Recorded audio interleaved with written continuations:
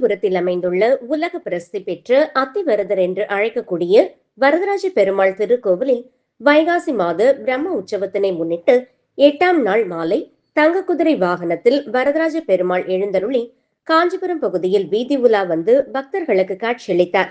ஏராளமான பொதுமக்கள் கோவிந்தா கோவிந்தா எனும் பக்தி பரவசத்துடன் பெருமாளுக்கு தீபம் காண்பித்து தரிசனம் செய்தனர்.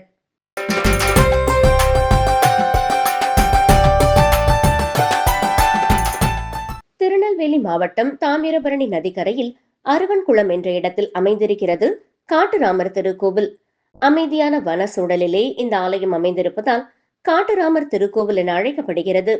மூலஸ்தானத்தில் ஸ்ரீ சீதா பிராட்டியார் ஸ்ரீராமர் தம்பி பரதனுடன் இங்கு அருள் பாலிக்கின்றார்.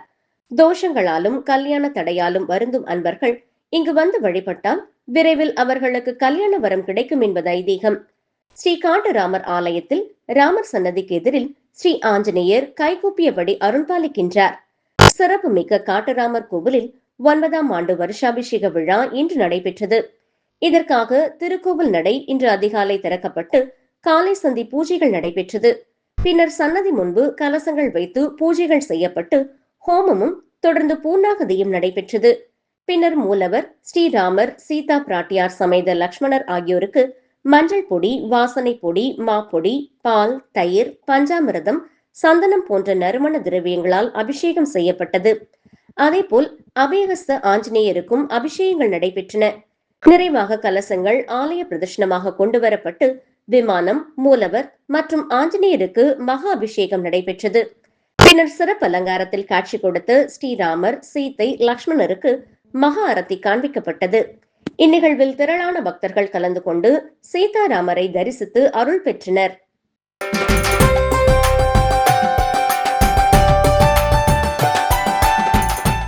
திண்டுக்கல் மாவட்டம் நத்தம் அருகே மணக்காட்டூர் முத்தாலம்மன் கோவில் உற்சவ திருவிழா கடந்த மே மாதம் 18ஆம் தேதி காப்பு கட்டுதலுடன் தொடங்கியது. இதைத் தொடர்ந்து நேற்று முன்தினம் காலை முத்தாலம்மன் கோவிலுக்கு வான வேடிக்கையுடன் அழைத்து வரப்பட்டது. அதனைத் தொடர்ந்து நேற்று பக்தர்கள் மாவிளக்கு, முளைப்பாரி, பால்குடம், பூத்தட்டு, அக்னிச்சட்டி எடுத்தல், பொங்கல் வைத்தல், கிடா வெட்டுதல் உள்ளிட்ட நேர்த்தி கடன்களை செலுத்தினர். விழாவின் முக்கிய நிகழ்வான படுகளம் மற்றும் கழுகுமரம் ஏறுதல் நடைபெற்றது. 85 அடி உயரம் கொண்ட கழுகு மரத்தில் இளைஞர்கள் ஆர்வத்துடன் ஏறினர். சுமார் 2 மணி நேரம் நடைபெற்ற போராட்டத்திற்கு பின் விடிப்பட்டி ஊராட்சி தேத்தாம்பட்டியைச் சேர்ந்த சக்திவேல் என்ற இளைஞர் வெற்றி பெற்றார்.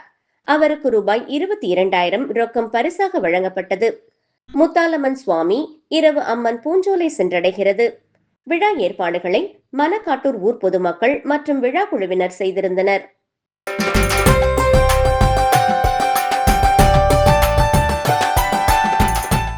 விழுப்புரம் மாவட்டம் திண்டிவனம் வட்டம் தீவனூர் ஸ்ரீ சுயம்பு பொய்யாமொழி விநாயகர் ஆலயத்தில் வைகாசி மாத சங்கடகர சதுர்த்தியை முன்னிட்டு வண்ண மலர்கள் கொண்டு அலங்கரிக்கப்பட்டு உற்சவர் ஸ்ரீ பொய்யாமொழி விநாயகர் யோக கணபதி அலங்காரத்தில் பக்தர்களுக்கு காட்சியளித்தார். தொடர்ந்து உற்சவர் ஸ்ரீ பொய்யாமொழி விநாயகருக்கு கற்பூர ஆரத்தி காண்பிக்கப்பட்டு கோவில் உட்பிரகாரம் வலம் வரும் நிகழ்வு நடைபெற்றது. தொடர்ந்து ஊஞ்சலில் காட்சியளித்து ஸ்ரீ பொய்யாமொழி விநாயகருக்கு மகா தீபாராதனை, நட்சத்திர தீபம், கும்ப தீபம், சத்திரங்கள் கொண்டு சோடச உபச்சாரம் மற்றும் மலர் அர்ச்சனை, பஞ்சமுக தீபாராதனை, கற்பூர ஆரத்தி காண்பிக்கப்பட்டது. இதில் திரளான பக்தர்கள் கலந்து கொண்டனர்.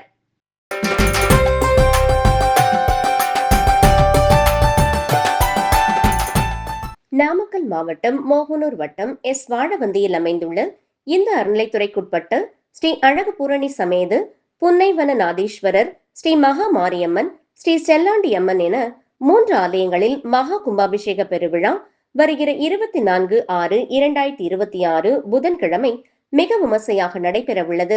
அதனை முன்னிட்டு இன்று காலை 7:31 மணியளவில் அருள்மிகு மகா மாரியம்மன் ஆலயத்திலும், காலை 8 மணிக்கு அருள்மிகு செல்லாண்டியம்மன் ஆலயத்திலும், காலை 8:30 மணிக்கு அருள்மிகு புன்னைவனநாதீஸ்வரர் சிவாலயங்களில் யாகசாலை அமைப்பதற்கான சுபமுகூர்த்த கால் ஊன்றும் நிகழ்வு மிக விமர்சையாக நடைபெற்றது. அப்போது சிவாச்சாரியார்கள் சிறப்பு பூஜைகள் செய்யப்பட்ட பின் மகாதீபம் காண்பித்தனர். இதில் ஏராளமானோர் கலந்து கொண்டு சிறப்பித்தனர். விழாவிற்கான ஏற்பாடுகளை கோவில் நிர்வாகம் மிக சிறப்பாக செய்து வருகின்றனர்.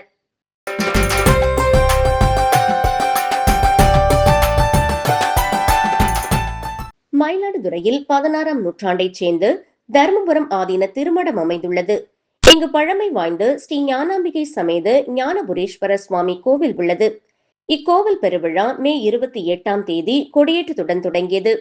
முக்கிய விழாவான தேரோட்டம் இன்று நடைபெற்றது. இதை ஒட்டி சுவாமி மற்றும் அம்பாள் சிறப்பு அலங்காரத்தில் தேரில் எழுந்தருளினார். தொடர்ந்து மகா தீபாராதனை காட்டப்பட்டு ஆதீனத்தை சுற்றியுள்ள 4 ரத வீதிகளில் தேரோட்டம் நடைபெற்றது. இதில் தருமபுரம் ஆதீனம் 27வது குருமகா சன்னிதானம் ஸ்ரீ மாசிலாமணி தேசிக ஞானசம்பந்த பரமாச்சாரிய சுவாமிகள் பங்கேற்று தேரை வடம்பிடித்து இழுத்தார். ஆதீன கட்டளை தம்பிரான் சுவாமிகள், ஆதீன மேலாளர் கோதண்டராமன், அரவிந்தன், தர்மபுரம் ஆதீன கல்லூரி முதல்வர் சுவாமிநாதன் மற்றும் ஏராளமான பொதுமக்கள் தேரை வடம்பிடித்து இழுத்து வழிபட்டனர்.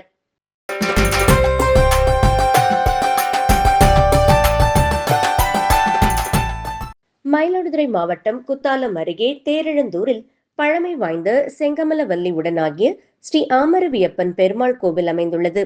கவி சக்கரவர்த்தி கம்பன் பிறந்த ஊரான இங்கு அமைந்துள்ள இந்த ஆலயம் 1500 ஆண்டுகள் பழமை வாய்ந்தது.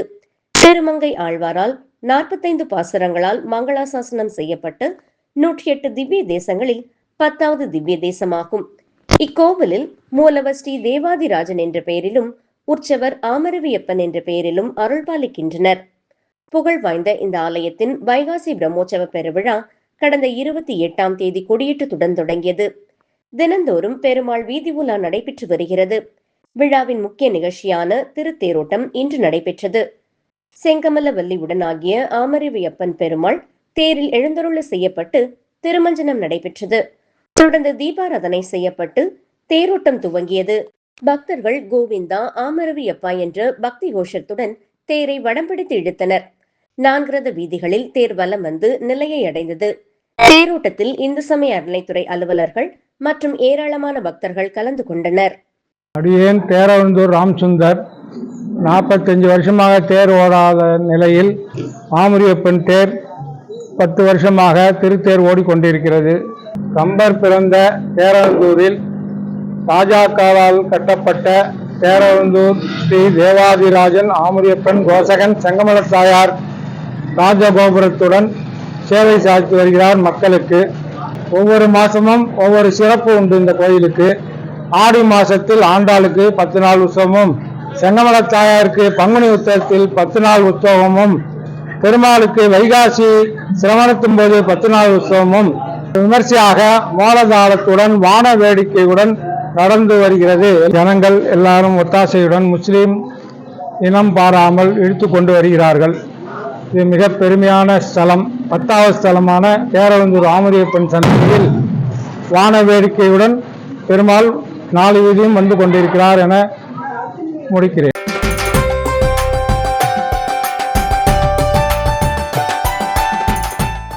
மயிலாடுதுறையில் 16ஆம் நூற்றாண்டைச் சேர்ந்து தர்மபுரம் ஆதீன திருமடம் அமைந்துள்ளது.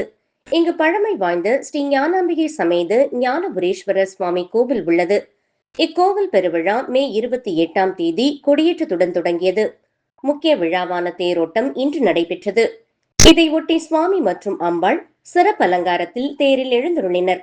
தொடர்ந்து மகா தீபாராதனை காட்டப்பட்டு ஆதீனத்தை சுற்றியுள்ள 4 ரத வீதிகளில் தேரோட்டம் நடைபெற்றது. இதில் தருமபுரம் ஆதீனம் 27வது குருமகா சன்னிதானம் ஸ்ரீ மாசிலாமணி தேசிக ஞானசம்பந்த பரமாச்சாரிய சுவாமிகள் பங்கேற்று தேரை வடம்பிடித்து இழுத்தார். ஆதீன கட்டளை தம்பிரான் சுவாமிகள், ஆதீன மேலாளர் கோதண்டராமன், அரவிந்தன், தர்மபுர ஆதீன கல்லூரி முதல்வர் சுவாமிநாதன் மற்றும் ஏராளமான பொதுமக்கள் தேரை வடம்பிடித்து இழுத்து வழிபட்டனர். முன்னதாக தேரோட்டத்தில் அம்பாள் தேரை திருவையாறு தர்மாம்பாள் யானை தள்ளும் காட்சி பக்தர்களை மெய்சிலிர்க்க வைத்தது.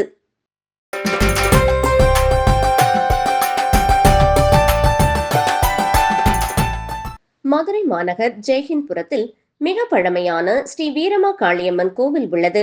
இந்த கோவிலின் 74வது ஆண்டு வைகாசி உற்சவ விழா தொடங்கி நடைபெற்று வருகிறது. காப்பு கட்டும் நிகழ்வுடன் தொடங்கிய இவ்விழாவில் நாள்தோறும் அம்மனுக்கு தினமும் காலை மாலை சிறப்பு பூஜைகள் நடைபெற்றது. இந்த நிலையில் விழாவின் சிகர நிகழ்வாக இன்று காலை 5 மணி முதல் ஆயிரக்கணக்கான பக்தர்கள் வைகை ஆற்றிலிருந்து தங்களது வேண்டுதல்களை நிறைவேற்றும் வகையில் ஜெய்ஹிந்த்புரம் வீரமா காளியம்மன் கோவிலுக்கு அலகு குத்தியும், பால்குடம் எடுத்தும், வேல் குத்தியும், பறவை காவடி எடுத்தபடியும் வைகை ஆற்றிலிருந்து ஜெயஹிந்த்புரம் வரை ஊர்வலமாக சென்றனர்.